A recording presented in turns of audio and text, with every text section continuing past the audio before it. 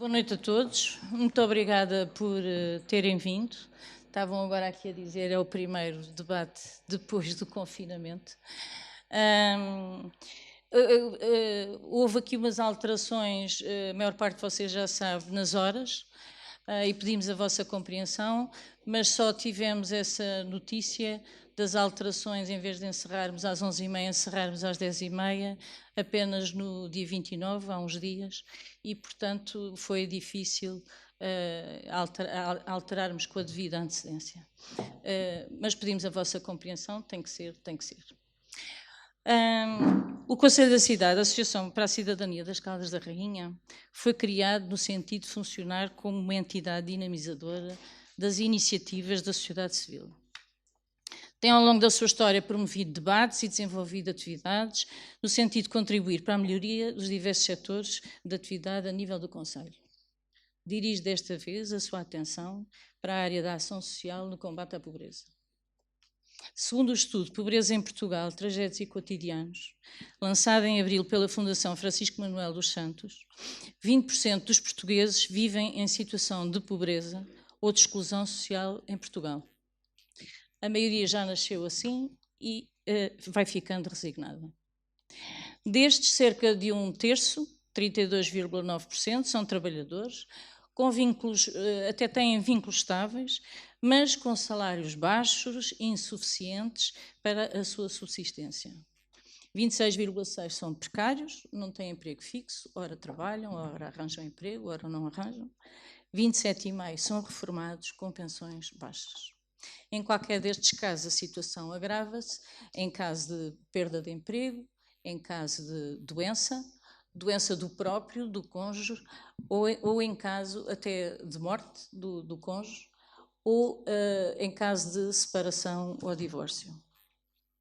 Apenas 13% são desempregados de longa duração, que acabam por entrar numa espiral de degradação, são sem abrigo, vivem em condições muito mais de habitabilidade, de higiene doméstica, alimentar, com dependências, com muitas vezes demências. Os efeitos socioeconómicos da pandemia vieram agravar as condições de vida destas e de outras famílias, que foram perdendo os seus empregos, os seus pequenos negócios, e no futuro próximo não se prevêem melhorias. Assim, a mobilização de todos nós, Estado, sociedade civil, empresas, é urgente e absolutamente necessária. Este é um desafio que vai exigir o melhor de nós. Vai exigir inteligência e criatividade para encontrar soluções alternativas. Vai exigir humildade para reconhecer que há sempre formas de melhorar. Vai exigir mobilização de competências e conjugação de esforços. Vai exigir sensibilizar e envolver toda a comunidade neste combate. No Conselho das Caldas existe um conjunto razoável de instituições, associações, pequenas organizações locais, que têm por missão principal o apoio às famílias e às pessoas carenciadas. Assim como existe um conjunto de empresas e pessoas que, de uma forma mais ou menos continuada, apoiam algumas destas entidades. Todos, e permitam-me a generalização, querem dar o seu melhor. No entanto, apesar do esforço acrescido de todos, existe uma consciência coletiva das dificuldades que enfrentam, seja no atendimento a cada dia maior, na coordenação entre elas, no acompanhamento das famílias que ajudam e na articulação com as entidades oficiais locais.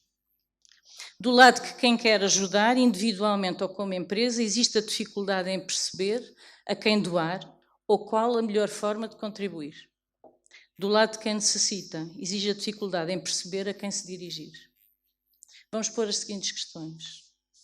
O modelo utilizado é o melhor? Temos capacidade para acompanhar as famílias que pedem ajuda? E ajuda não é só falta de alimentos, há muitos outros tipos de ajuda que é necessário. Estamos realmente a contribuir para a inclusão social das famílias ou apenas a enfrentar situações de emergência? São estas e outras questões que esperamos explorar hoje aqui neste debate. Por isso, convidamos como oradores a Marina Ximenes, da direção do Conselho da Cidade, vai fazer aqui uma pequena descrição e reflexão sobre quem está na linha da frente. Célia Roque, diretora do Centro de Emprego Oeste-Norte, que nos vai falar do emprego como pilar para a inclusão social. Edmundo Martim, provedor da Santa Casa da Misericórdia de Lisboa, que nos vai falar das estratégias de combate à pobreza e inclusão social. E António Curado, presidente da mesa da Assembleia do Conselho da Cidade, que irá fechar a sessão. Paulo Ribeiro, jornalista da Jornal Alvorada da Lourinhã, aqui ao meio, é o moderador, já tem trabalhado connosco e é sempre bem-vindo. Convidamos para estar presentes na plateia as entidades oficiais, todas estas instituições que referi há pouco, presidentes de junta de freguesia, assim como pessoas interessadas no tema, no sentido de melhorar formas de entendimento e cooperação, encontrar estratégias, dinamizar ideias. Não nos queremos substituir a qualquer uma das entidades aqui presentes, ou dar lições de intervenção nesta área tão delicada e necessária. Mas este debate foi a forma que entendemos poder contribuir para este combate, porque sabemos que juntos somos mais inteligentes. Eu quero agradecer novamente a vossa presença e desejo que o debate seja vivo, construtivo e que nós saiamos daqui com a convicção que podemos sempre melhorar. Muito obrigada.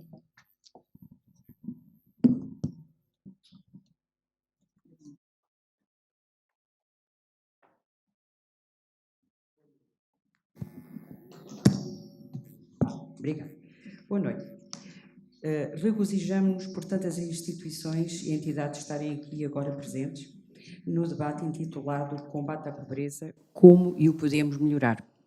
Agradecemos igualmente aos cidadãos da sociedade civil que aqui também estão presentes. Quando há meses a Presidente do Conselho da Cidade, Ana Costa Leal, lançou o tema da pobreza como possível iniciativa para honrar o objetivo da cidadania do Conselho da Cidade, havia poucas hipóteses de ele se realizar. E todos sabíamos a principal causa. Contudo, afigurou-se-nos que era a temática pertinente, a problemática a tratar e, sobretudo, pela razão acima referida. E por esta mesma razão, a pobreza estava a tomar proporções desmesuradas, a avançar em todos os territórios, a propagar-se como uma maré negra insidiosa. E as condições foram se tornando possíveis para que este debate se realizasse. Assim, e guiados pelo objetivo estatutário de promover, coordenar e dinamizar a participação democrática dos cidadãos, com vista ao desenvolvimento e ao bem-estar da comunidade, debruçámo-nos sobre esta dura causa social e a nossa intervenção caracterizou-se pela assunção de continuarmos a ser um observatório isento de inclinações políticas ou ideológicas e de julgamentos e preconceitos de todo o cariz. Tínhamos de saber que dimensão abrangia a pobreza, quem era abrangido, quem a combatia e como lutava contra ela, com que meios, onde ia buscar auxílio, que tipo de ajuda, como estava mais e como poderia evitar mais injustiça social, que estratégias existiam para a sequente acompanhamento e a possível reinserção social e económica dos beneficiados. A metodologia usada foi, numa primeira abordagem, contactar as instituições que sabiam que tinham um papel essencial na distribuição de alimentos que combatiam a fome e a miséria. Visitámos algumas ainda sob as restrições da pandemia. Conhecemos muitas outras. E para conter tanta informação, um questionário era exigido.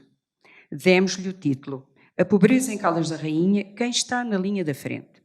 Foram solicitadas a preencher o questionário as instituições de âmbito internacional: Cruz Vermelha, Lions Club das Caldas da Rainha, Rotary Clube das Caldas da Rainha, Associação Vicentina de São Vicente de Paulo, Conferência da Sagrada Família, Conferência São Vicente de Paulo Nossa Senhora do Popolo, ADRA, Associação Adventista para o Desenvolvimento de Recursos e Assistência, Associação Coração com Vida, Igreja Evangélica Batista. As de índole nacional, Banco Alimentar do Oeste, Santa Casa da Misericórdia das Caldas da Rainha, Santa Casa da Misericórdia com a valência de Centro de Recursos Comunitário, ReFood for Good. As instituições oficiais, locais e concelhias também foram convidadas. As juntas de freguesia e uniões de juntas de freguesia foram contactadas e enviado o questionário para o seu ou a sua presidente. Igualmente, foram feitos contactos telefónicos para todas as outras IPSs do Conselho e foi solicitado ao diretor ou à diretora técnica o envio do questionário preenchido. Associações de solidariedade social e centros paroquiais, por exemplo, Alverninha, Coto, Nadador, Foz do Arelho, São Gregório, Fonte Santa Serra do Boro, Salir de Matos, Salir do Porto, Vidais, Carvalhal Bem Feito, A dos Francos, Santa Catarina, Chão da Parada e o Centro de Desenvolvimento Comunitário do Landau. Deparámos-nos com uma panóplia de organizações locais. Ordem do Trevo, Tarefa Altruísta, Grupo de Acolhimento de Nossa Senhora da Conceição, Associação Foz, Eu Ajudo, Ajudouro, De Volta à Casa e Associação de Reinserção Social pelo Trabalho Novo Sentido. O número de questionários respondido foi considerado satisfatório. Das cerca de 50 entidades contactadas e a quem solicitámos o preenchimento do questionário, 16 só não o enviaram. Apesar da insistência, algumas congregações religiosas não responderam, bem como algumas juntas e uniões de freguesia e outras entidades contactadas. A existência de mais organizações de índole particular, oriundas da sociedade civil, não ficou, obviamente, aqui esgotada. Aliás, ao falarmos com a senhora vereadora e responsável pela área social da Câmara, Dona Maria da Conceição Jardim Pereira, soubemos que cada dia surgem novas organizações, grupos, indivíduos que querem ser reconhecidos e acreditados pelo município. A mesma informação foi veiculada pela doutora Ana Castro, a representante com quem falámos da Segurança Social, com quem tivemos uma agradável e proveitosa conversa também. A doutora Rosa Henriques, que na sua conversa connosco repetiu essa situação. Também obtivemos a informação do seu responsável que há um conjunto de voluntários a organizar um novo projeto para o estabelecimento da Cáritas na cidade. Salvaguardando o bom nome e a privacidade das instituições, do vasto banco de dados selecionamos as respostas que se assemelham em conteúdo e intenção.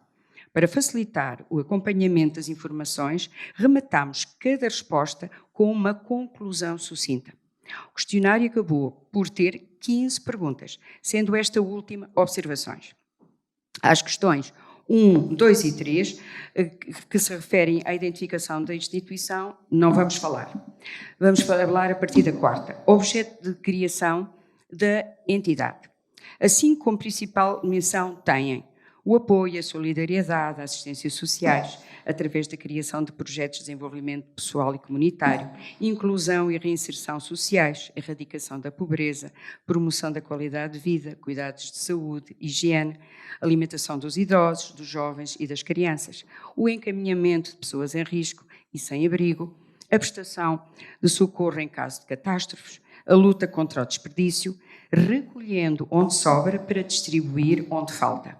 Tratamento de dependências, o combate à solidão, a prevenção do suicídio e da violência doméstica, a luta contra a vulnerabilidade social, a doação de bens de vários tipos, a prontidão para ajudar o próximo, a consolação do aflito, o fortalecimento de fraco, o amparo ao humilde e a cantina social e a loja social, o auxílio a pessoas nas suas funções, proteção na doença, na velhice, na invalidez e na morte, apoio médico-sanitário, apoio nas refeições e tarefas escolares, escolha de bens alimentares, isto é, e todas as necessidades básicas que poderão ser supridas e resgatar, importante, a comida para criar uma sociedade mais justa, sólida, solidária e sustentável.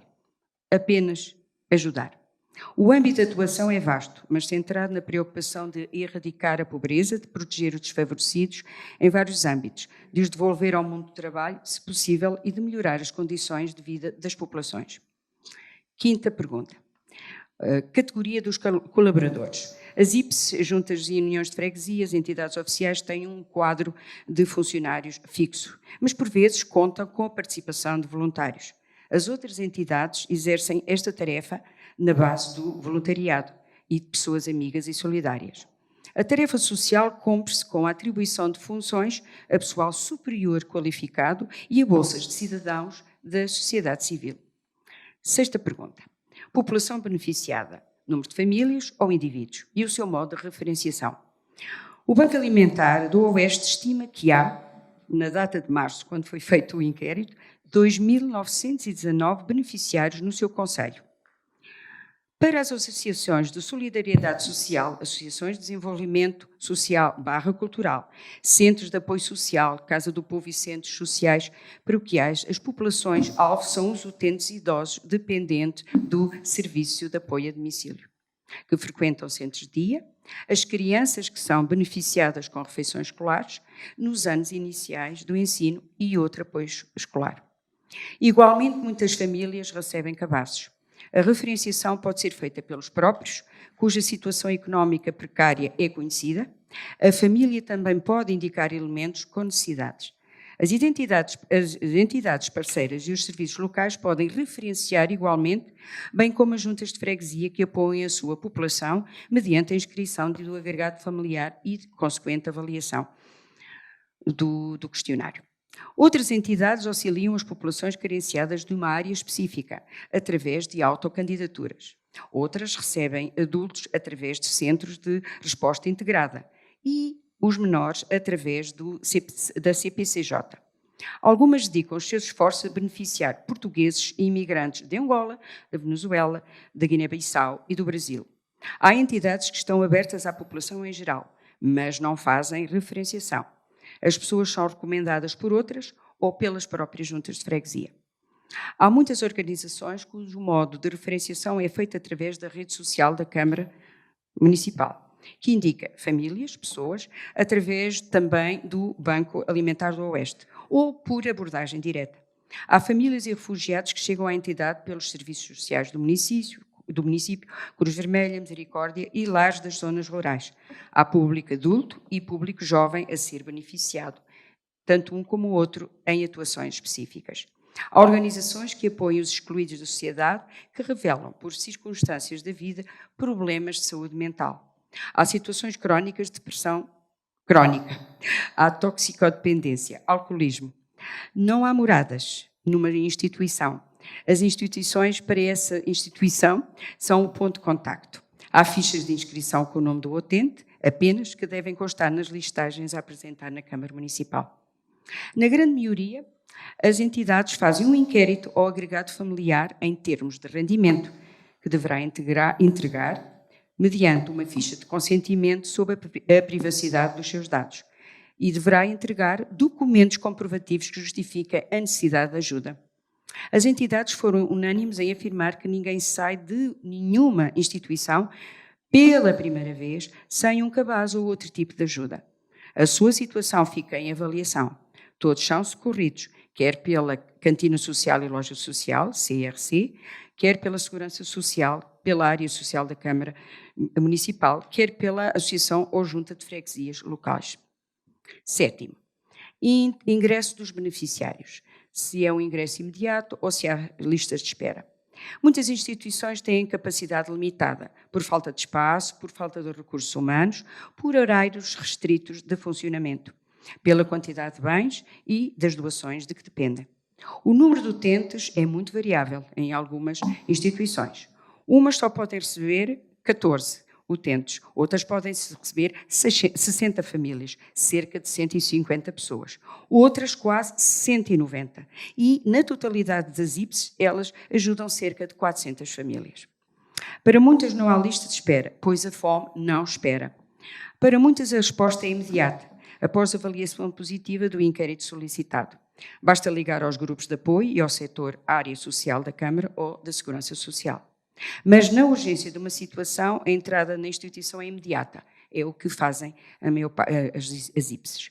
No caso de estarem menores envolvidos na situação de urgência, a sua entrada é imediata. Os adultos ficam em lista de espera.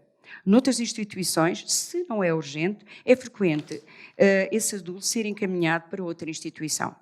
Depois do processo de família ter sido analisado, há uma visita domiciliária feita por algumas IPSs em algumas entidades, portanto, como disse. E se houver disponibilidade, a família então ingressa. Requer-se igualmente que haja uma apresentação no Instituto de Emprego e Formação Profissional para pesquisa ativa de trabalho. Alguns afirmam haver lista de espera para a entrada na sua instituição. Atendendo à capacidade definida pelas instituições, o ingresso dos utentes é quase sempre imediato, dependendo da apreciação favorável da sua ficha de ingresso e também da rapidez da resposta necessária. Há muitas outras entidades que podem responder às situações de emergência e de carência. Tipos e bens e artigos. Os bens de consumo mais procurados e mais distribuídos são os géneros alimentares. Estes artigos vão de alimentos frescos a alimentos sólidos e secos.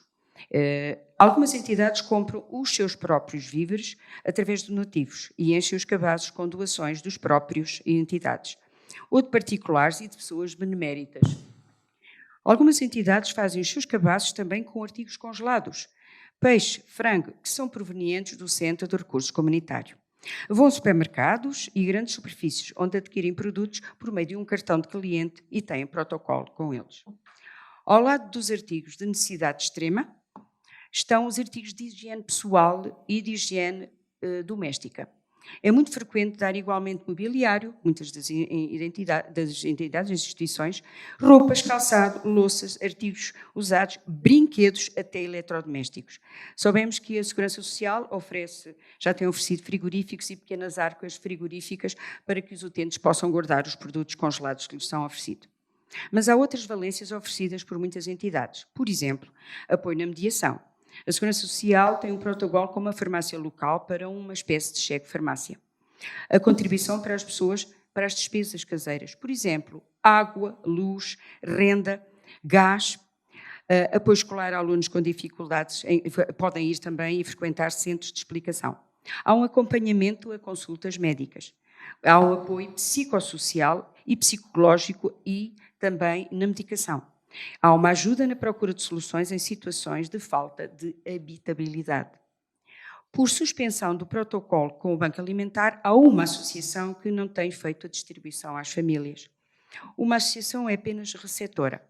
Outra entidade oferece tempo de escuta, dá fraldas e, em casos extremos, cotiza-se para entregar cabazes.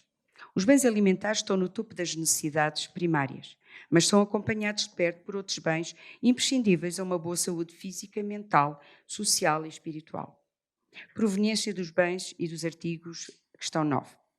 O maior fornecedor e distribuidor dos bens alimentares é o Banco Alimentar do Oeste, mas não o faz diretamente às famílias. Perante listagens de utentes atualizadas e corretamente preenchidas, as entidades têm direito a artigos frescos, provenientes de acordos com supermercados, a produtos não perecíveis, de campanhas, de empresas e doações particulares, que dão ao Banco Alimentar. Algumas instituições compõem os seus cabazes com compras feitas por elas próprias e com doações de parceiros. O Banco Alimentar, a Entreajuda e, por exemplo, o projeto POPMC também fazem compras. Alguns recebem sobras do fim do dia de padarias, de pastelarias, de restaurantes, de cafés. Também da Praça da Fruta e do Peixe. Ou algumas outras confeccionam refeições na cantina de uma escola da cidade. A outras entidades são oferecidos bens da parte de fornecedores, de parceiros, de grupos sociais estrangeiros, como a Sila Coast ou o West International Partners. Uma entidade tem um protocolo com a Fundação Belmiro de Azevedo. Há uma associação que recebe donativos monetários de anónimos, faz recolha de alimentos entre os membros e angaria dinheiro durante as celebrações eucarísticas. A Câmara Municipal é igualmente distribuidora de bens de várias espécies, provenientes do seu armazém. As instituições mantêm-se principalmente com a contribuição massiva dos alimentos do Banco Alimentar e a assistência da Entreajuda. Para completarem os seus cabazes, recorrem a grandes superfícies, a parceiros, a elas próprias, a doações e donativos de particulares. 10ª questão. Frequência da distribuição dos bens e artigos. O maior número de entidades faz a entrega dos seus cabazes e outro tipo de artigos mensalmente. Outras entidades recebem os seus utentes quinzenalmente, outras 3 vezes por semana, várias vezes ao dia, num horário fixo. Noutras ainda pode haver uma distribuição intermediária e depende do tipo de alimentos, perecíveis ou não. O Banco Alimentar atende os seus utentes dando-lhes todas as hipóteses e toda a periodicidade. As cantinas sociais estão abertas diariamente, os cabazes são mensais. A entrega dos cabazes obedece à dinâmica e disponibilidade da entidade, à presença dos seus recursos humanos e à recolha de bens e de artigos. 11ª questão. Dependência dos utentes da instituição e justificação da mesma. Devido à dependência física, psíquica, à idade avançada dos utentes, às situações de precariedade, estes são muito vulneráveis e vivem muitas vezes em exclusão social. Como a sua autonomia está muito reduzida, já não existe uma estrutura familiar e estão em decadência notória. A instituição é o único meio que lhes fornece apoio a todos os níveis, daí dependerem dela. Também se verificou que os cuidadores se encontram em horário laboral e, portanto, esses idosos estão muitas vezes em abandono. As famílias com crianças e menores a cargo ficam dependentes das instituições enquanto se encontram no desemprego. E quando são imigrantes, a situação endurece, pois vivem sem documentos legais. Outra faixa que permanece na dependência física e económica das entidades é a dos toxicodependentes, que, mesmo depois da alta médica, estão desestruturados, sem suporte familiar e permanecem na sua instituição, pois nenhuma mais quer recebê-los. No entanto, há um estímulo para serem autónomos, para fazerem uma busca ativa de atividade. Há apoio psicológico. Inscrevem-se no CAT e os que vão é porque têm vontade de se curar. Há situações com êxito. Há o apoio de uma associação que dá trabalho a quem tem vontade, restaurando mobílias, fazendo mudanças, a troco de dormida. A dependência cria um ciclo vicioso, do qual dificilmente se sai com parcos recursos económicos. A acomodação de soluções a curto prazo atrasa o processo de regresso à comunidade. 12ª. Conhecimento de outras instituições similares e intercâmbio da informação. Todas as instituições do Conselho das Caldas fazem distribuição de produtos alimentares na freguesia que pertencem. O intercâmbio de informação é entre o RELIS, Redes Locais de Intervenção Social, Câmara Municipal das Caldas da Rainha, Segurança Social e, por vezes, o Banco de Emergência Social. Muitas das instituições afirmam ter conhecimento de outras similares, a fim de escoar, por exemplo, produtos em excesso. Sim, quando há reuniões convocadas pela Câmara, no CLAS, há um conjunto de entidades que estão presentes. Trocam informações, discutem projetos, tomam decisões. Embora haja valências diferentes e públicos-alvos diversos, há partilha de informação entre as entidades com assento nessas reuniões. Há requisitos para ser convidado a estar presente, estar constituído como associação, com estatutos e dar provas no terreno de uma entidade credível. No entanto, muitas organizações reconhecem que, mesmo tendo conhecimento de outras similares, não existe partilha de dados nem intercâmbio de informações, embora possam estar na mesma situação de serem beneficiadas do Banco Alimentar. Há conhecimento da existência, mas não se sabe ao certo quem são, não há intercâmbio. Há reuniões conjuntas, pelo menos uma por ano, mas não há troca de informação. Não há uniformização dos critérios de assistência. Não sabemos como as outras instituições atuam. A troca de informações por vezes é inexistente e parece só haver entre instituições com assento nas reuniões da Câmara. 13ª, cruzamento de dados, portanto, com o Instituto de Emprego e Formação Profissional, Segurança Social, Câmara Municipal. Para muitas instituições, o cruzamento de dados é feito regularmente em reuniões da Câmara Municipal, onde estão também o Banco Alimentar, a Santa Casa da Misericórdia, Centro de Recursos Comunitário, e o Banco e a Câmara Municipal fazem esse cruzamento. Em reuniões alargadas do CLAS, estão também presentes a PSP, a Segurança Social, a Proteção Civil, a Rede Social, a IFAR da Câmara. Aí faz-se a avaliação constante das medidas de combate à pobreza. Para além destas reuniões, há encontros entre vários grupos. O Conselho das Caldas da Rainha tem uma rede social que trabalha, de facto, em rede, dizem algumas instituições, em estreita articulação. Contudo, é necessário um trabalho contínuo de todas as entidades no sentido de ajudar estas famílias a trabalharem a sua autonomia e a deixarem de depender deste tipo de ajudas. Esta é a grande dificuldade do trabalho nesta área. No entanto, várias entidades dizem que o cruzamento de dados não existe entre a Câmara Municipal e elas, que não sabem se a sua atuação é correta, se estão a apoiar a população que realmente precisa, que não são recebidos pela Câmara Municipal, que fazem o melhor que podem, mas ignoram se há duplicação da assistência e como pode ser reconhecido o seu trabalho e a sua preocupação no combate à pobreza. Há que construir uma plataforma comum com todos os dados pessoais e que eles possam ser digitalizados. 14ª. Aspectos e métodos a melhorar, a alterar, a eliminar para uma assistência mais eficiente. Algumas instituições dizem que deveria ser a Câmara Municipal a fazer a reavaliação ao fim de alguns meses, a reavaliação das famílias que estão a ser assistidas. Não há tempo para essa burocracia, dizem algumas instituições, porque têm outras tarefas. Tem de haver uma entidade exterior, externa, que deve saber quem deve ser mandado para uma organização ou para outra, que tenha disponibilidade e vagas. Deveria haver uma entidade de apoio às instituições que organizasse as entrevistas e as reentrevistas. Deve-se dialogar e aferir a atuação. Há que reinventar, dizem algumas instituições. Pode tentar-se ensinar os grupos a adquirir ferramentas de trabalho, saber fazer um currículo vitae, saber apresentar-se no Instituto de Emprego e Formação Profissional, saber escrever uma carta de motivação, ter uma apresentação exteriormente higiênica. É importante que haja um documento com toda a informação existente sobre este tipo de apoio, que é feito no Conselho das Caldas.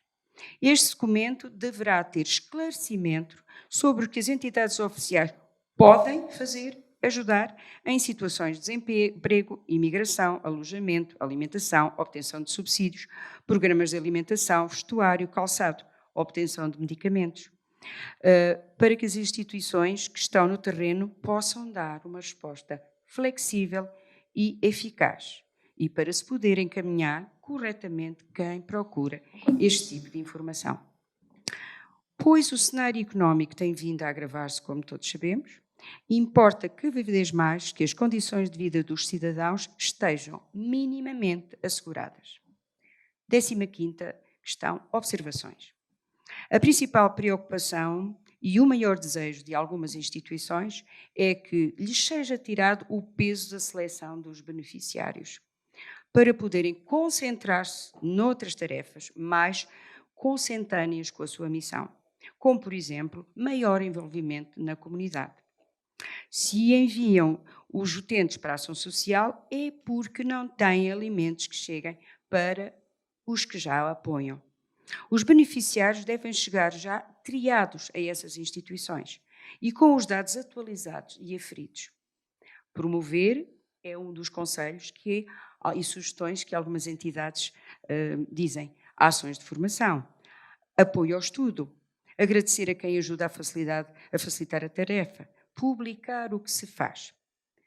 Curiosidade, há uma entidade que diz: está muito curiosa em saber qual é o resultado desta iniciativa. Estou mesmo a acabar. Pretendeu-se reunir um grande conjunto de dados e de informações que se desconhecia ou que suscitavam dúvidas. Reiteramos a afirmação de que não julgamos ninguém, mas que, pelo contrário, admiramos o trabalho obtido por todos os elementos envolvidos nesta doença social. Ficamos com a convicção de que poderemos ter contribuído para a criação de uma plataforma mais abrangente do maior número de instituições que estão no terreno e que estão também na linha da frente e que se debatem para diminuir este flagelo. Muito obrigada e desculpem ter-me alongado tanto. Obrigada. Ora bem, boa noite. Muito obrigado pela radiografia, Marina Ximenes, que foi feito relativamente ao trabalho que foi compilado em todo o Conselho. Penso que demonstra um trabalho de base que evidencia o muito trabalho que é feito nesta área. Prosseguimos neste debate e também, já agora, uma boa noite para quem nos está a acompanhar através da página no Facebook do Conselho da Cidade.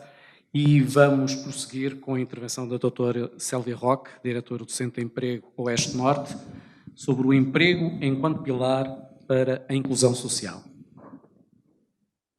Então, muito boa noite. É com muito gosto que aqui estou. De facto, esta questão, esta área social é de facto uma área que a mim, em particular, me interessa bastante e estamos de facto numa altura que como já veremos, precisamos cada vez mais de trabalhar em rede e de trabalhar em parceria. Eu começaria por dizer, no artigo 15º da Carta dos Direitos Fundamentais da União Europeia, encontra-se plasmado no ponto 1 uma liberdade profissional e direito de trabalhar. Todas as pessoas têm o direito de trabalhar e de exercer uma profissão livremente escolhida ou aceite. Infelizmente, esse não é o caso, não é? Portanto, encontramos, de facto, muitas pessoas que ainda não têm um trabalho. A pandemia, creio que nos veio assolar aqui há um aninho, creio que veio comprovar que a integração social e o facto de que nós somos seres sociais e que precisamos, de facto, de interagir e de estar integrados num meio, num ambiente social, creio que veio comprovar isso mesmo. Portanto, cada vez mais as pessoas sentem que o estar isolado, o estar em confinamento, afeta psicologicamente as pessoas. Ora, muito bem, e daqui transpondo para o emprego. Apenas com emprego será possível criar hábitos saudáveis e quebrar ciclos entre gerações.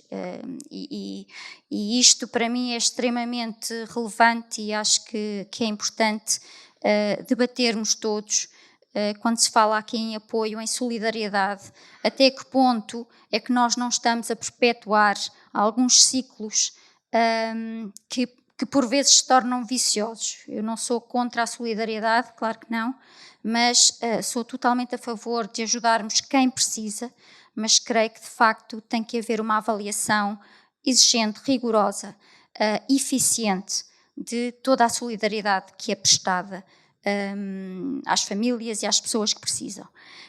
Falando só aqui um pouquinho no desemprego do Concelho das Caldas da Rainha, eu vou-me reportar aqui a fevereiro, porque, e já explico porquê. Em 2018, o Concelho de Caldas da Rainha, em 2018, não sei se bem se recordam, nós estávamos a começar a sair de uma crise financeira, também económica.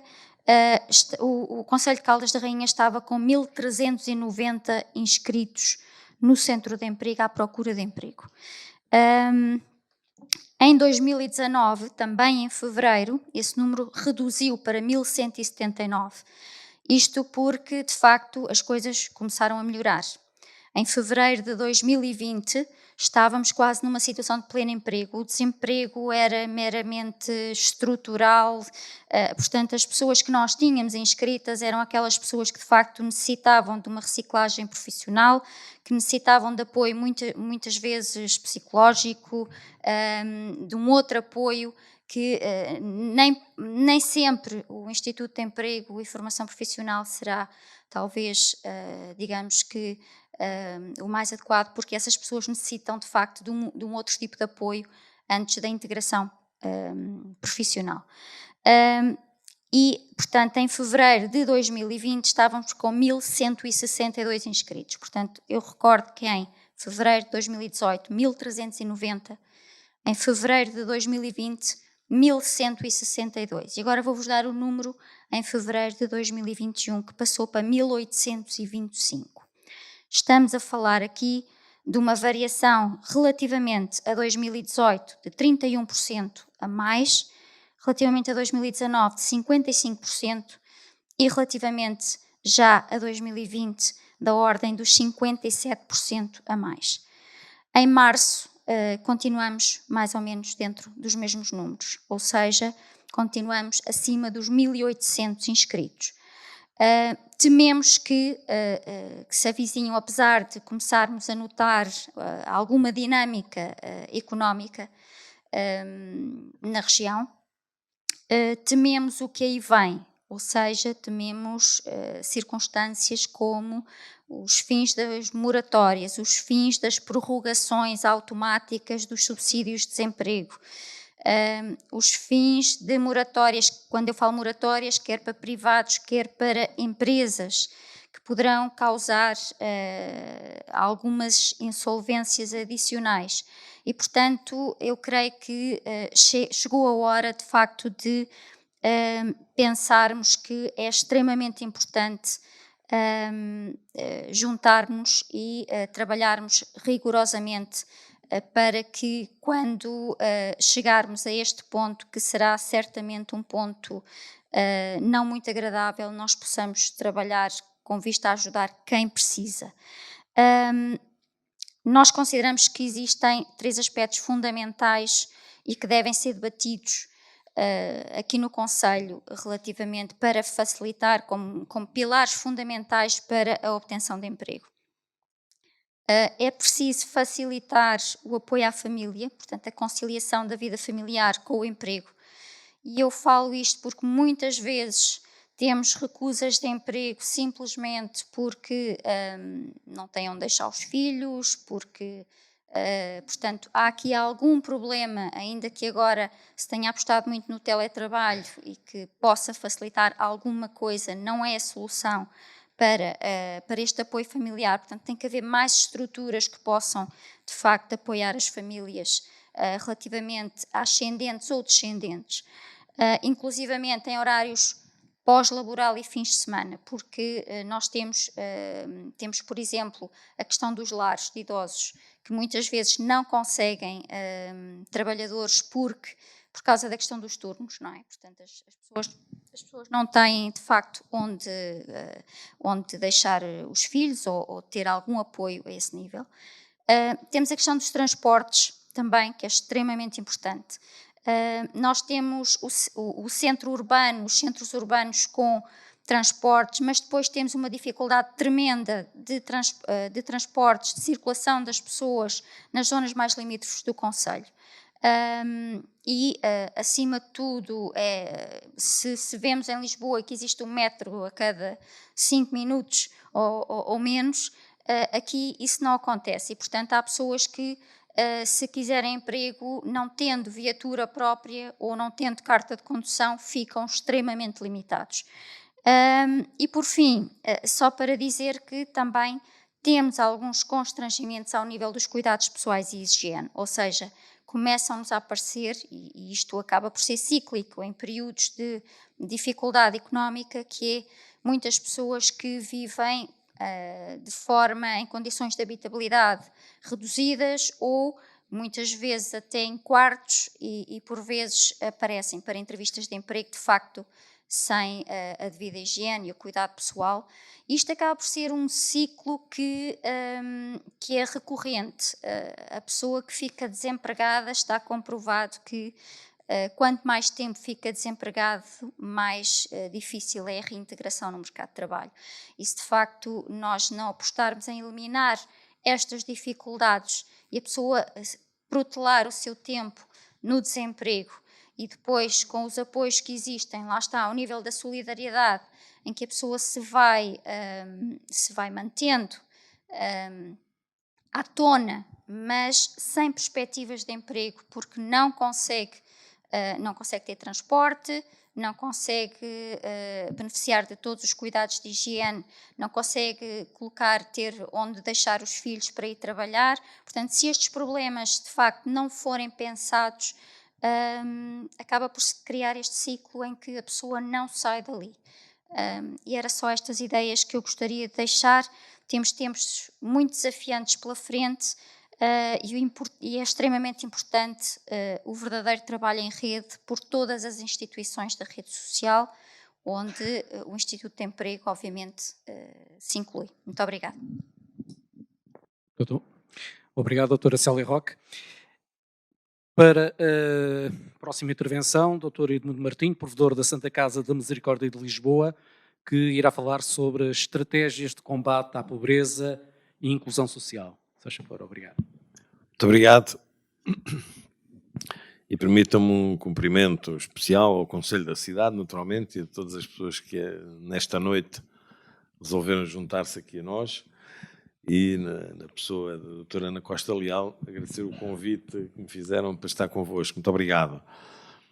Depois dizer também que, desde há um ano, deve ser a primeira vez que estou num evento assim, sem ser a olhar para o computador, não é? Sem ser a olhar para a câmara do computador. Isso também é desafiante, a gente quase que já perdeu o hábito e o à vontade nestas coisas, e também por isso é um gosto adicional estar aqui e ver tantas pessoas, e a ver se conseguimos de alguma maneira retomar a nossa normalidade. Muito obrigado pelo convite. Eu não vou, obviamente, como imaginam, falar sobre a situação do Conselho das Caldas da Rainha, e se cabe-vos a vós e a todos os que estão aqui nesta sala, que conhecem melhor que ninguém, mas gostava de vos deixar, aliás, na sequência do desafio que me fizeram, deixar algumas ideias que são pessoais, obviamente, algumas se calhar partilhadas com muita gente, outras nem tanto, mas é para isso que servem estes debates, é para nós podermos repartir pontos de vista, não necessariamente coincidentes, mas que em muitas circunstâncias é daí que resulta o desenvolvimento e o crescimento, é da diferença e da diversidade, até de pontos de vista que esse crescimento se consegue. E, portanto, tentaria brevemente, porque ainda por cima temos que acabar às 10h30, não é? E temos que dar tempo, suponho eu, peço desculpa de estar a usurpar as suas funções, mas penso que temos que dar tempo para que as pessoas possam, enfim, colocar as suas questões e os seus pontos de vista. Vou tentar ser muito breve, exatamente para podermos acomodar aqui um espaço generoso para o debate, se for esse o vosso entendimento. Ora bem, eu começaria por dizer uma coisa que é, nós em Portugal somos especialistas encartados de fazer diagnósticos, ou seja, nós andamos há anos, há décadas, a fazer diagnósticos sobre a situação, quase todos temos na cabeça as razões fundamentais daquilo que vai acontecendo no país, nomeadamente em matéria de pobreza. Temos documentos lindíssimos com diagnósticos, e eu recordo-me quando foi no início do processo da rede social, foi por aí que se iniciou todo este processo, ao nível de cada concelho, a elaboração de diagnósticos. Que, se a gente for ver, provavelmente muitos deles, ainda hoje, passados 20 anos ou mais, se calhar continuam atuais, com uma ou outra diferença, com uma ou outra intensidade adicional aqui ou acolá, ou com uma redução da intensidade ou aqui ou acolá, mas provavelmente continuam iguais. E isto, do meu ponto de vista, continua a ser uma característica do nosso trabalho que dificulta muito tudo aquilo que são as intervenções de natureza local, as intervenções da responsabilidade das várias instituições, e tem que ver com esta nossa, como é que lhe haveria de chamar, esta nossa prática, se quiserem, para ser suave, que tem que ver com o facto de que, na ausência de um rumo estratégico conhecido, reconhecido e incorporado por todos, a gente refugia-se no método.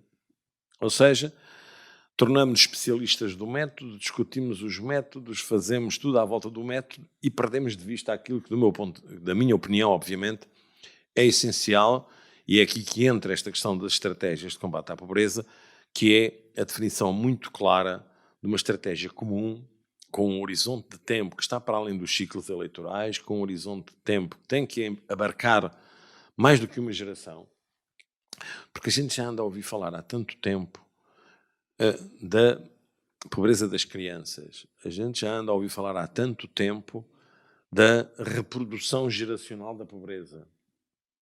E o que é que fizemos neste intervalo de tempo para quebrar isso? O que é que fizemos nós enquanto país? Obviamente, cada uma das nossas instituições, cada um de nós individualmente, tem seguramente dedicado o seu esforço, a sua energia a tentar melhorar aquilo que pode melhorar à sua escala.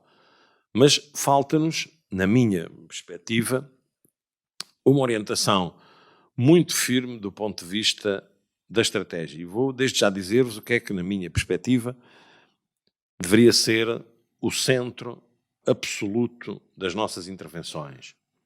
Todas as famílias com crianças. Nós só temos possibilidade de reverter esta situação e evitar que uma criança que nasce numa família pobre acabará por se tornar um adulto pobre, acabará por se tornar um idoso pobre, porque a questão das oportunidades não são autónomas e independentes das condições em que a gente se desenvolve. E, portanto, deveríamos, em meu entender, ter aqui uma concentração absoluta das nossas energias e dos nossos recursos em todas as famílias que têm crianças. E isto não significa apenas, e já aqui foi referido, aliás, pelas colegas que falaram antes, não significa apenas apoio financeiro. Também é importante assegurar que famílias onde há crianças há condições materiais de vida suficientes para permitir um pleno desenvolvimento dessas crianças. Mas é mais do que isso. Tem a ver com o acompanhamento escolar, tem a ver com as condições de habitação, isso já foi aqui referido, tem a ver com o acesso a condições de saúde. Eu dou-vos um exemplo, e já agora também vos deixo este desafio, está aqui a senhora vereadora, que é simultaneamente provedora da Misericórdia das Caldas da Rainha. Nós fizemos em Lisboa, quando digo nós, estou-me a referir à Santa Casa da Misericórdia de Lisboa, uma clínica totalmente gratuita para cuidados de saúde oral para crianças até aos 18 anos. Dir-se-á, é uma loucura, é impossível fazer uma coisa destas, mas não é nada, nem impossível, nem sequer particularmente oneroso do ponto de vista financeiro. E não imaginam o que é, nós temos hoje uns milhares largos de crianças tratadas, ao fim de um ano e meio, e sofremos um bocadinho com este período da pandemia, porque as consultas eram mais espaçadas, tinha que haver aquela coisa toda da desinfecção dos materiais. Não imagino o que é ver crianças que não têm dinheiro, as famílias não têm dinheiro para as cuidar, não têm dinheiro para pôr os aparelhos. E a felicidade que é daquelas crianças sentirem que, ao melhorarem a sua própria imagem exterior, estão, com isso, a dar passos muito significativos para uma integração mais plena. Uma coisa que parece simples ou que não é nada, acaba por ter um impacto tremendo. Eu só estou a dar este exemplo porque, em muitas circunstâncias, nós pomos de lado, às vezes, ideias, não estou a dizer que seja esta, mas outras do mesmo tipo, porque achamos que são inexequíveis, que são difíceis, e às vezes nem sequer cuidamos de as avaliar previamente, com cautela, aprofundadamente, e, sobretudo, perceber os impactos que têm. E, portanto, eu dizia, isto tudo a propósito da questão das crianças, que, do meu ponto de vista, deveria ser o nosso grande centro, e, aliás, é um dos eixos que provavelmente integraremos na Estratégia Nacional de Combate à Pobreza, é um dos eixos principais do trabalho da União Europeia. Saiu recentemente um documento sobre a garantia criança à escala da União Europeia, que tem múltiplas dimensões, e para todos nós, a única forma que nós temos de poder quebrar, de facto, este ciclo é assegurar que estas crianças, quando nascem, não nascem já condenadas a uma vida de pobreza. Isso cabe-nos a nós fazer. Não podemos esperar que esteja nas mãos das famílias a solução direta destes problemas. Naturalmente que há muito que ver com isto. Eu já lá vou a uma outra dimensão que para mim é muito crítica neste aspecto, mas esta questão das crianças é essencial. Depois eu retomava as palavras aqui da doutora Célia a propósito da questão do emprego e do emprego como fator potenciador do combate à pobreza, mas também é verdade que nós sabemos, e o estudo que foi há bocadinho citado da Fundação Francisco Manuel dos Santos também aponta para isso, para um número excessivo de pessoas que, trabalhando, continuam em situação de pobreza. E, portanto, para estas pessoas, o trabalho deixou de ser um mecanismo de proteção da pobreza. E como é que nós podemos contribuir para resolver isto? Está nas nossas mãos, seguramente, mecanismos do tipo que intervenção sobre o salário mínimo, a melhoria dos salários por via do aumento das qualificações, mas tudo isto se faz de uma forma lenta. Isto não se consegue resolver numa década. São processos de acumulação de competências, de acumulação de fragilidades, que hoje, ainda por cima, e os números que nos deixou a doutora Célia são bem elucidativos disso, hoje, ainda por cima, vivemos uma situação em que às vulnerabilidades que já tínhamos se acrescentaram algumas novas. E algumas que nós nem sequer tínhamos dado por elas, ou pelo menos não as tínhamos percebido em toda a sua dimensão e com toda a sua intensidade. E, portanto, há aqui uma intervenção a fazer, que é lenta também, mas que não dispensa, do meu ponto de vista, e desculpem esta minha insistência, no reforço, mas um reforço a sério de tudo o que tem que ver com as crianças, desde as condições de vida, às condições de alimentação, ao acesso a cuidados de saúde, a retomar o acompanhamento médico ao nível das escolas, a haver sistemas de medicina escolar que ajudem a tratar precocemente problemas que possam afetar o desenvolvimento, sei lá, os mecanismos de vigilância que hoje temos relativamente, por exemplo, à negligência ou aos maus tratos, deveríamos tê-los também em relação a sinais de saúde que possam não ser tão visíveis e que só um olhar clínico, obviamente, pode identificar. E, portanto, há todo um trabalho para fazer, a questão do acompanhamento escolar fora das horas, e falou-se aqui também já exemplos desses de acompanhamento, salas de estudo, ou seja, tudo aquilo que possamos fazer para que estas crianças cresçam. Uma das propostas que está em cima da mesa é a gratuitidade e a universalidade do acesso a creches. Ou seja, isto significa naturalmente um esforço significativo por parte do Orçamento de Estado e do Orçamento da Segurança Social, mas se entendermos que a creche, e eu gostava de sublinhar bem este ponto, se entendermos que a creche é mais do que um serviço à família, e muitas vezes temos essa tendência de achar que a creche existe para prestar um serviço à família, para assegurar a tal equilíbrio entre aquilo que é a vida familiar, a vida pessoal e a vida profissional. A creche tem que ser entendida, em minha opinião, naturalmente, como um elemento essencial de desenvolvimento de todas as crianças. Naturalmente que não é obrigatório que as crianças vão à creche, como é para o ensino básico, mas o simples entendimento de que a creche deve fazer parte do processo de desenvolvimento educativo de uma criança e de formação transforma tudo do ponto de vista do modelo de funcionamento das creches. E porquê é que eu digo isto? Eu peço desculpa desta aparente insistência absurda, mas, na minha perspectiva, as creches deveriam também ter alguma tutela da área educativa. Ou seja, não é dizer que passam para a tutela do Ministério da Educação ou das autarquias, não é disso que estamos a falar, estamos a dizer é que o percurso das crianças nas creches deveria obedecer a uma estratégia educativa que não começa só aos 3 anos ou aos 4, começa muito mais precocemente, porque tudo isso marca muito aquilo que é o futuro de cada uma destas crianças. E, portanto, este é o meu primeiro ponto.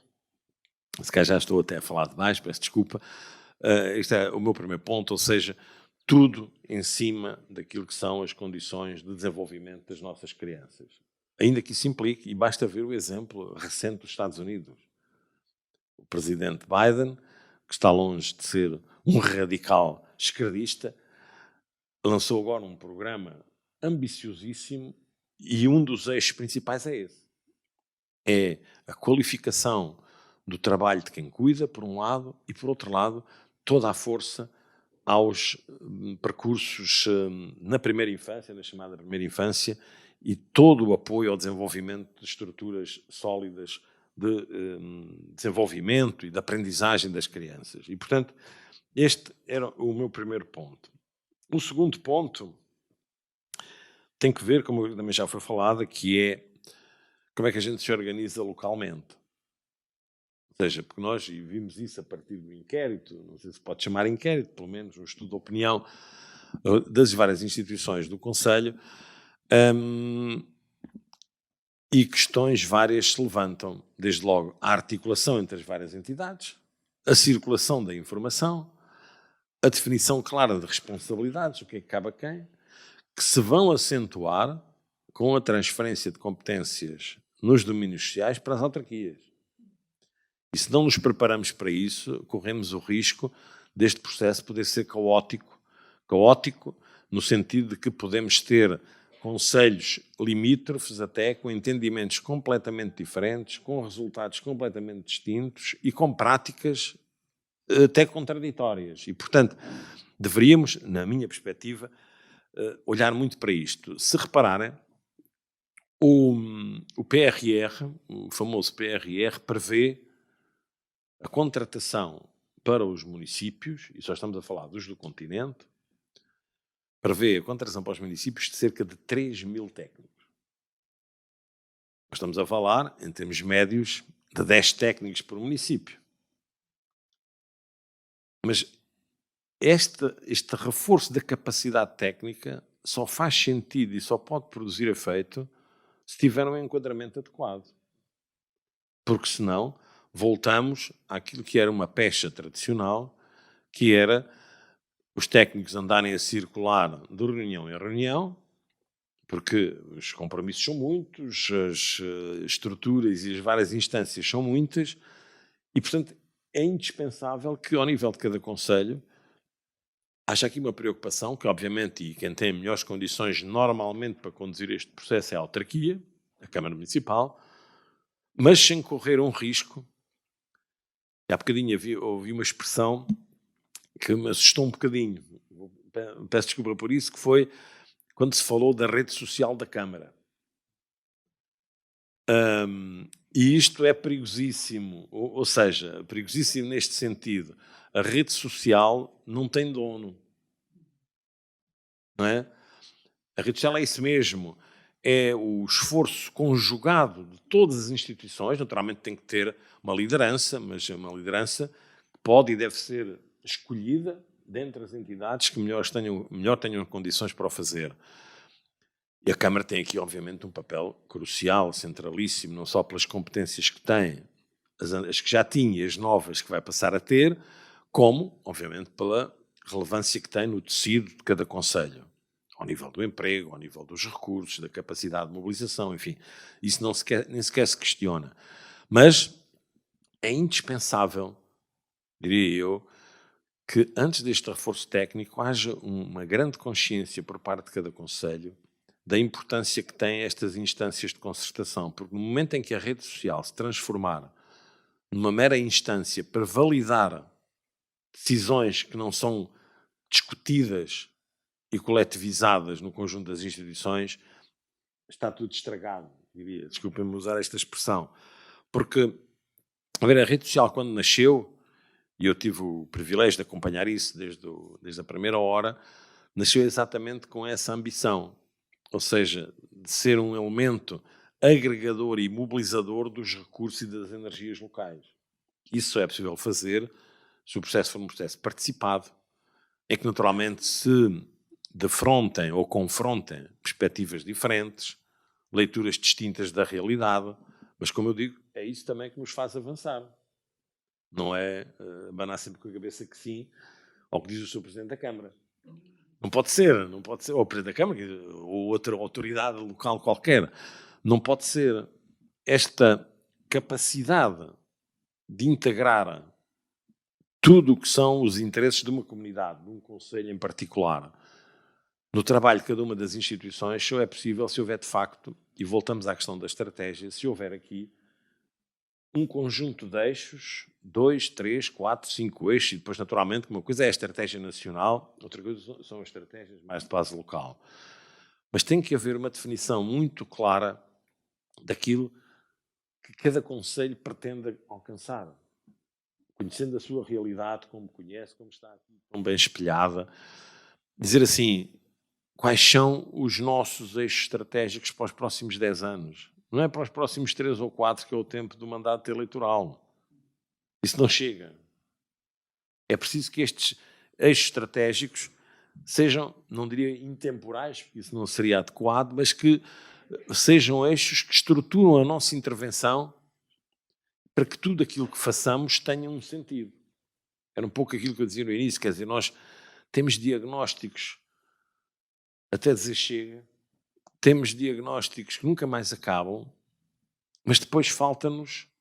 Nós não temos em Portugal uma estratégia de combate à pobreza. Temos muitas perspectivas, temos estratégias locais, aqui e acolá, até regionais, mas não temos uma estratégia nacional de combate à pobreza, que depois, obviamente, deveria desdobrar-se ao nível de cada território, de acordo com as opções dos próprios territórios. Mas isso falta-nos imenso, e esta questão da rede social, na minha opinião, pode ser um instrumento-chave de mudança. E porquê é que eu digo que pode ser um instrumento-chave de mudança? E chego ao meu terceiro ponto e já me vou calar. Já estou a estender-me demais no tempo. Porque mesmo a forma como nós hoje abordamos, nós preocupamos muito com o método. o método, com os papéis, com os reportes, com os relatórios, preocupamos-nos muito com isso. E gostamos quase sempre de ficar bem na fotografia, não é? Quando surgem os rankings dos conselhos, os rankings das instituições, a gente gosta de estar bem colocado, como é óbvio, não é? É natural e é normal que isso aconteça. Mas nesta busca do método, a gente perdeu, ou pode correr o risco de perder uma questão que é essencial, que é, na minha perspectiva, aquilo que eu chamo este entendimento das pessoas como património e não como fardo. Em muitas circunstâncias nós corremos este risco, que é de achar que estas pessoas que nos procuram, ou que se não nos procuram, que nós vamos à procura e encontramos e que precisam do apoio da sua comunidade, temos que as entender como um património da comunidade, e é assim que devem ser tratadas, neste sentido de desenvolver capacidades, puxar pelas capacidades, sabendo de nós que teremos muitos insucessos, seguramente que sim. Teremos de certeza absoluta, mas também teremos muitos sucessos.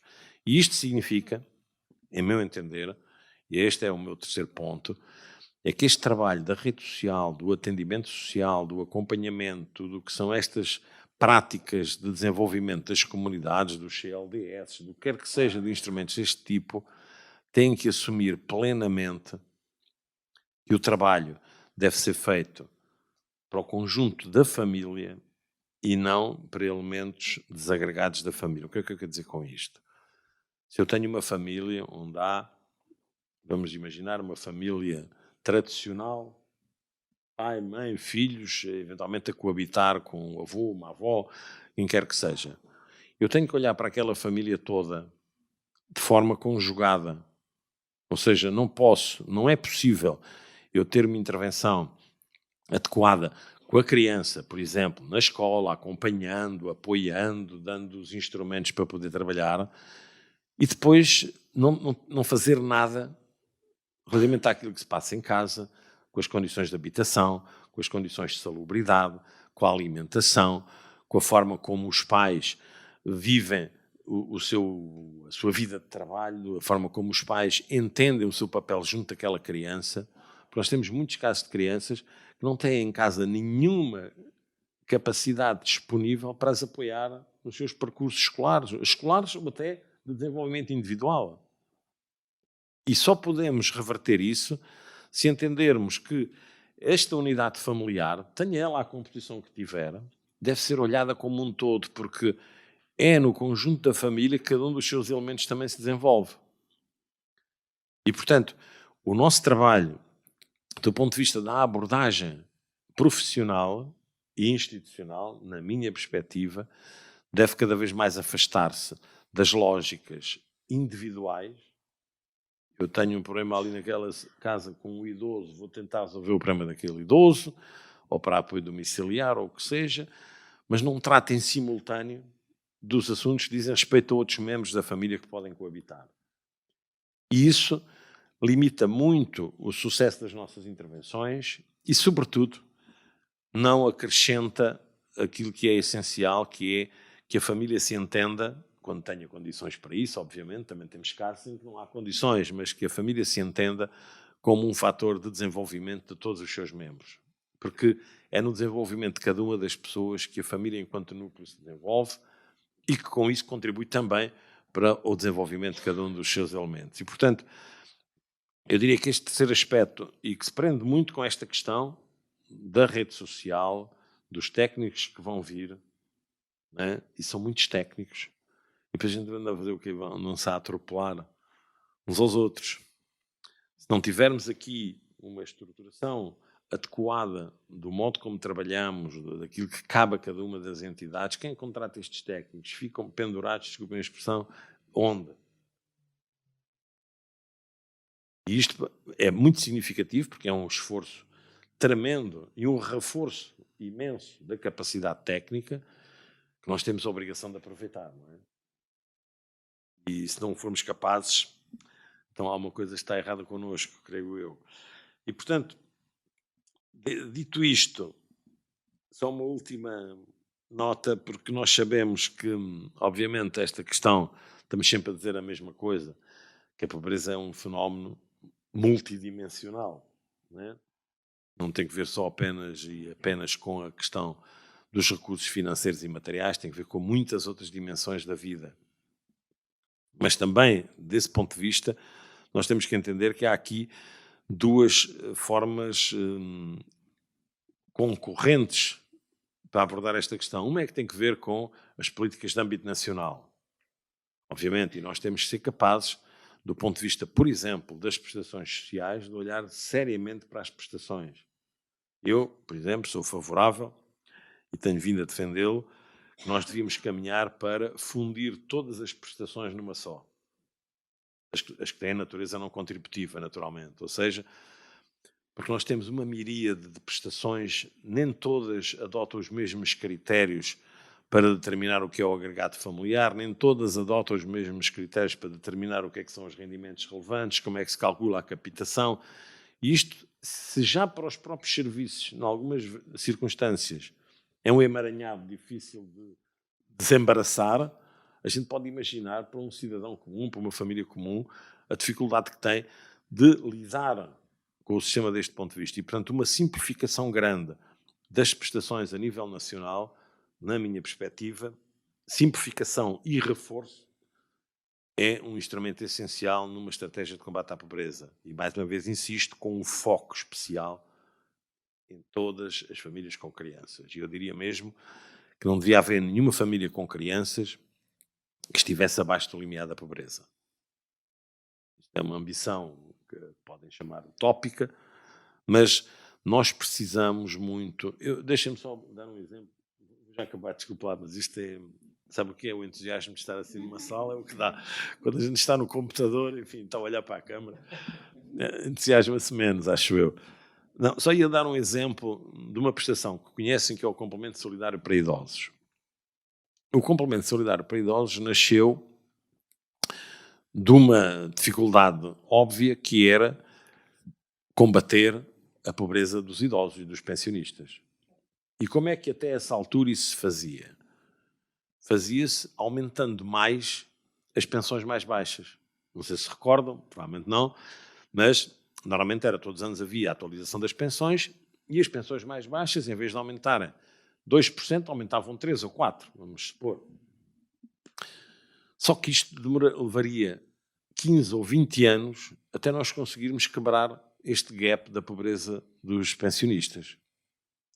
E na altura pensou-se que ou havia aqui uma medida, um instrumento, com todas as suas fragilidades, enfim, nem sequer questiono isso, mas houve um instrumento que de uma forma poderosa e de uma só vez quebrasse este gap, ou então nunca mais lá chegávamos. E foi isso que aconteceu. Criou-se o complemento solidário para idosos, que assumiu de uma só vez e pela primeira vez na história das nossas prestações não contributivas o limiar de pobreza como o referencial financeiro para a sua execução. Foi a primeira vez que aconteceu. E eu acho que nós devíamos fazer o mesmo em relação às crianças. Ou seja, devíamos acautelar que nenhuma família com crianças vivia abaixo do limiar da pobreza. Essas deviam ser a nossa prioridade. Não podemos fazer isso com todas.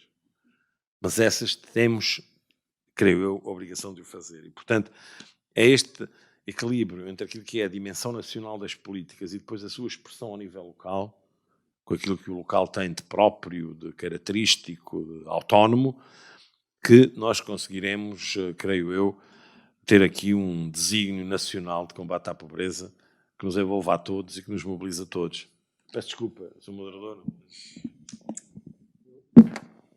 Eu é que peço desculpa, mas de facto é escasso. Inicialmente tínhamos, conforme foi dito no início, a possibilidade de termos 1 hora praticamente de debate, mas tivemos que... A pandemia ainda não terminou, o confinamento já dá ares de desconfinamento, portanto a sala está, e já quem está em casa fica com a informação que estamos a respeitar as normas da DGS, e como tal, temos apenas pouco mais de 5 minutos, pelo que quem quiser fazer alguma intervenção será em jeito de pergunta, porque não dá mais para que possamos, de facto, ocupar, uma vez que temos aqui os nossos convidados. Pode usar, é o microfone. Peço desculpa. Quem quiser depois fazer perguntas fora do tempo, nós eventualmente podemos continuar aqui na mesa, é permitido, e poderemos responder ou via Facebook, ou pode ficar registado no Facebook a resposta, porque como está a fazer a passagem direta, penso que é possível, não é? Pronto. Portanto, se quiserem depois anotar as perguntas, nós podemos manter aqui. É a única hipótese que nós podemos fazer. Peço desculpa. Porque a sala tem que... A sala tem que ficar vazia, mas nós, se for preciso, nós podemos manter. Alguém quer usar a palavra? Alguém quer colocar alguma questão? Faça favor. O João Carlos Costa vai ser o nosso pivô de sala. Agradecemos que se identifique. Olá, boa noite. Boa noite. Pode aproximar mais o microfone, por favor. E tenho uma pergunta a fazer, que é onde é que será a próxima? Onde é que será uma próxima reunião? Fica no ar, eu também penso que se calhar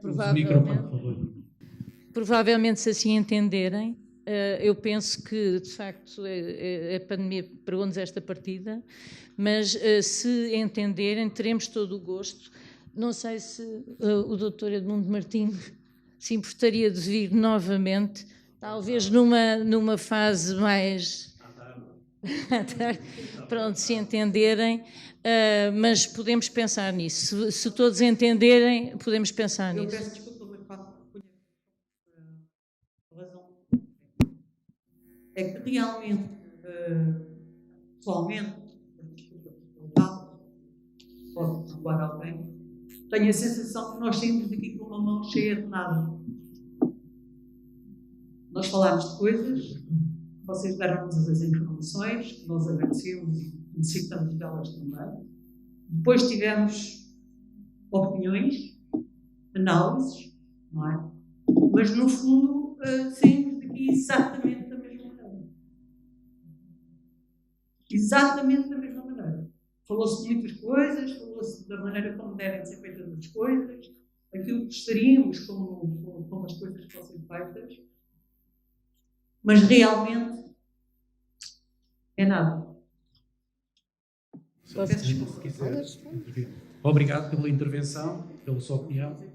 Obrigada pela pergunta. Eu não sei se posso responder a isso. Quando nós, em tempos de Conselho da Cidade, não é a primeira pessoa a dizer-me isso. Fora deste debate já me disseram isso. E foram várias as pessoas. Vocês vão fazer o debate, é louvável, mas não vai adiantar de nada. Eu acho que se não fizermos nada, nada acontece.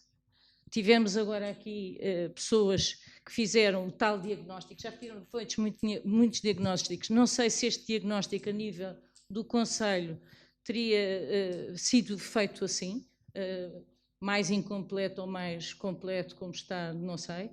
Mas, e como disse logo ao princípio, eu acho que é uma frustração, de facto, nós próprios organizarmos debates, se as pessoas sentirem que saem daqui com as mãos vazias. Eu acho que isto é importante ser um primeiro passo para fazermos daqui qualquer coisa. E como eu disse há bocado, eu acho que esta é uma questão de atitude. Nós temos que alterar a nossa atitude. Nós temos que pensar que podemos sempre fazer melhor. Podemos sempre fazer melhor. Eu não sei qual é o problema da falta de articulação. Não sei se os outros conselhos também têm esse problema de falta de articulação ou de falta de informação. Nós temos que pensar que se há umas pessoas que dizem que sim, senhor, articulam bem, outros dizem não articulamos bem, então há aqui qualquer coisa que não funciona bem. E temos que falar abertamente, de uma maneira transparente, temos que falar de uma maneira sem preconceitos. E não interessa se a Câmara é do partido A, B ou C, e se a senhora vereadora vai ser candidata ou não, não interessa. Interessa que, como diz o Dr. Edmundo Martins, nós temos que pensar nestes eixos estratégicos, sejam as eleições daqui a 4 anos, ou sejam este ano, daqui a 2, ou o que é que seja. Não interessa. Não podemos sair daqui, e para nós é uma frustração enorme, com as mãos cheias de nada. Temos que, pelo menos, ter a ideia que vamos para fora e vamos pensar o que é que podemos fazer. Vamos falar consigo e dizer, ok, o que é que a senhora gostaria que fosse feita? O que é que a outra organização achava que devia ser feita? Como é que podemos? Foi dado aqui o exemplo, por exemplo, em relação à questão da saúde oral. Já nos foi dito a nós, por exemplo, a questão da saúde mental. Crianças que precisam de apoios do ponto de vista mental, ou da terapia da fala, porque estão na fase rebelde da adolescência e dão problemas na escola. Como é que nós podemos ajudar estas crianças? Percebemos agora, e para mim foi muito bom essa questão que pôs, de ajudar a quebrar o ciclo dessa pobreza, não sei como é que se chama, continuidade da pobreza, pensar e focarmos nas famílias que têm crianças. Ok, vamos então pensar que famílias é que têm crianças com problemas na escola, como é que podemos ajudar? Quais são as diferentes instituições que estão a trabalhar nesse sentido? Peço desculpa. Está aberta, portanto, a porta para uma segunda parte que possa... Podemos fazer isso. Podemos reunir em pequenos grupos, por exemplo, informais. Podem ser informais, não têm que ter atas, não têm que ter não sei o quê. Podem ser informais e podemos falar abertamente sobre isso. É importante a transparência e a mudança de atitudes. Temos uma intervenção. Boa noite. Sei lá. O meu nome é Teresa Cetanha, estou em representação da Associação MVC, Movimento Viva o Conselho.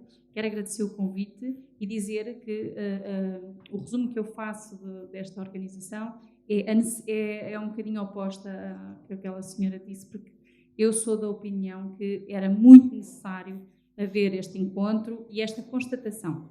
A constatação da necessidade de unir esforços, a necessidade de repensar como é que as coisas estão organizadas. E é muito necessário também, e agradeço também aqui na qualidade do Dr. Edmundo Martinho, o que partilhou connosco, concordo com tudo o que disse, e acho que é muito importante nós pensarmos e as estruturas têm que ser mais abertas, mais acolhedoras da participação da cidadania, das empresas, e isto é tudo preciso ser repensado.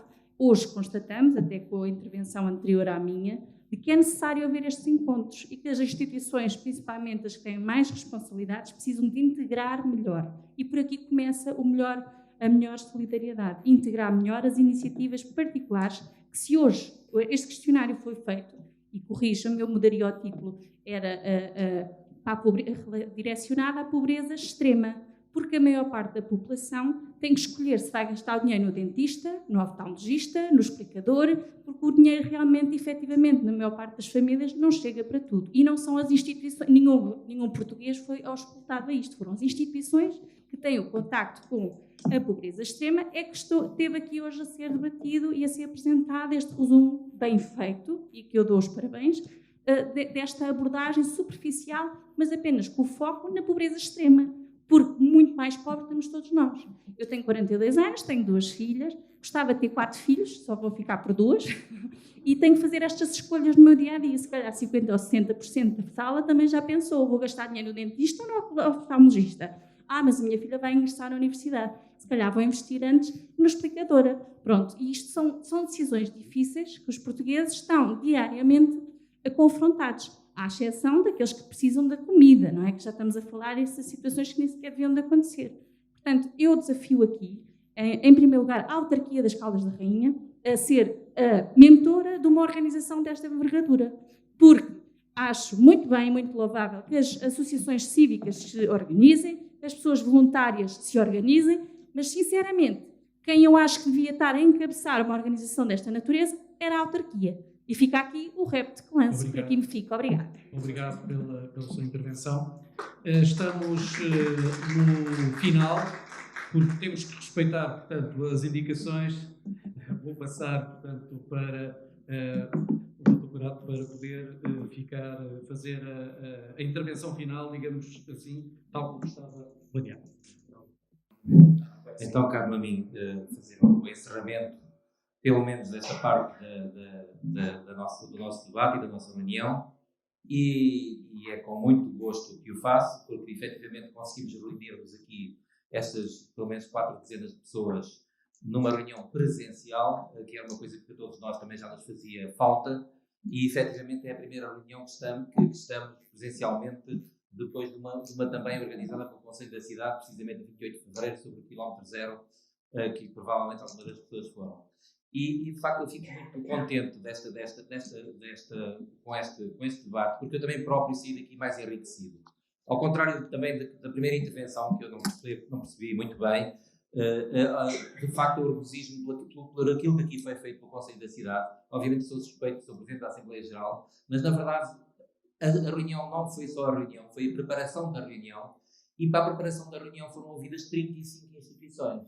Parabéns à professora Marina Ximenes. Portanto, foram contactadas 50 instituições, respostas de 35 instituições que foram, portanto, trabalhadas e foram aqui apresentadas. Isso é um trabalho louvável e é um ponto de partida. E, portanto, nós não estaríamos com certeza à espera que chegássemos aqui num debate e resolvêssemos o problema da pobreza ou da pobreza extrema. Mas juntar pessoas na mesma sala, juntar pessoas num esforço de articulação, como aqui foi dito, que é necessário fazer, juntar pessoas para pensar em estratégias, juntar parceiros de ação, acho que isso já é um grande ponto de partida, na minha opinião. E foram faladas aqui, inclusivamente, estratégias, foram faladas, inclusivamente, a probabilidade de se fazer uma plataforma comum de articulação entre as instituições, formas de apoiar a pobreza extrema.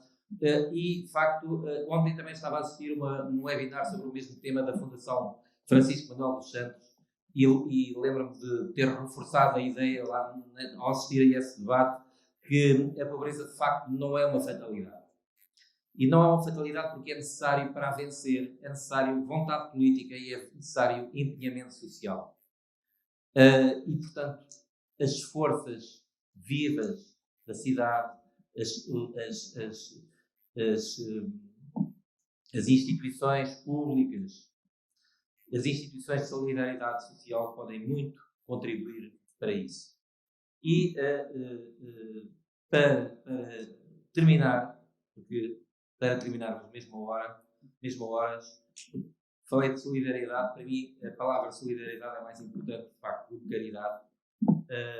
E eu termino com uma citação no Dia Mundial da Literatura Portuguesa, que é hoje, no Dia Mundial da Língua Portuguesa, uma citação do nosso Prémio Nobel da Literatura, José Saramago, que diz: creio no direito à solidariedade e no dever de ser solidário. Creio que não há nenhuma incompatibilidade entre a firmeza dos valores próprios e o respeito dos valores alheios. Somos todos feitos da mesma carne sofrente. Fica aqui esta palavra para a nossa capacidade de solidariedade com quem mais precisa. Obrigado pela vossa presença. Muito obrigado. Obrigado a todos os que vieram esta noite. Daquele foi o primeiro debate do desconfinamento. E Ana Costa Leal, obrigado pelo convite. Marina Ximenes também pela intervenção, Célia Roque, Edmundo Martinho e António Curado. Muito obrigado. Um bom regresso a casa. Para ver que as regras são as regras, temos que fechar, mas tínhamos todo o interesse em estar aqui muito mais tempo. Podemos depois continuar através das questões que, entretanto, façam chegar à mesa. Para... Só dizer, podemos continuar e este pode ser um primeiro passo para um segundo encontro, ou os que forem precisos, e no segundo encontro já termos um trabalho de casa feito em termos de pensar quais as estratégias, por exemplo. Muito bem. Boa noite. Bom regresso a casa.